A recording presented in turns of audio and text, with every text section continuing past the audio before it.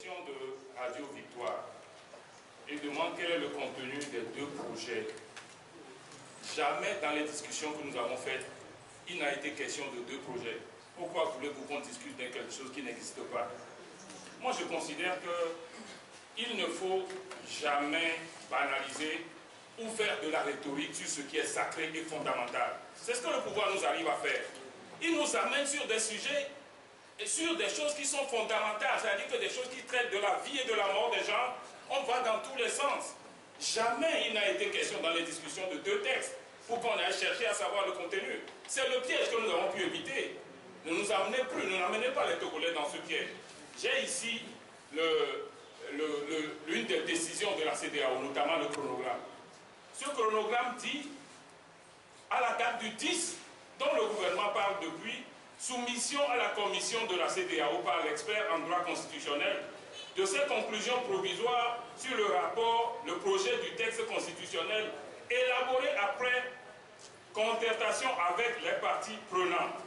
Et il dit, transmission, le 15, transmission du projet final par le comité de suivi au gouvernement. Donc ça veut dire que c'est un texte soumis par l'instance supra qui est la CEDEAO.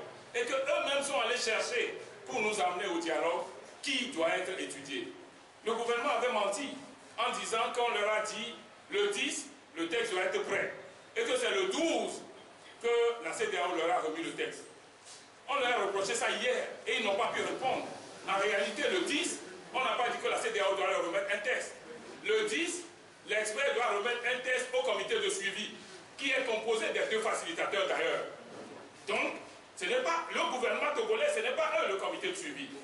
Le 15, le comité de suivi qui est une instance supranationale doit remettre le texte au gouvernement. À la limite, ils pouvaient attendre jusqu'au 15. C'est pour court-circuiter, parce qu'ils savent déjà le 12 qu'ils ne sont pas d'accord avec le texte de la CEDEAO pour le court-circuiter. Ils sortent un projet en voulant voir le 10. Qui leur a dit que le 10, il faut leur donner quelque chose? Donc pour nous, le seul texte que nous avons à étudier, c'est le texte de la CEDEAO. C'est une décision de la CEDEAO. Que personne ne nous demande de questions à propos du contenu d'un autre texte. Voilà ce que nous sommes venus, en fait, vous signifier. Et il ne s'agit même pas seulement d'un rapport. Quelqu'un avait demandé, est-ce qu'on peut amender le rapport de la CEDEAO?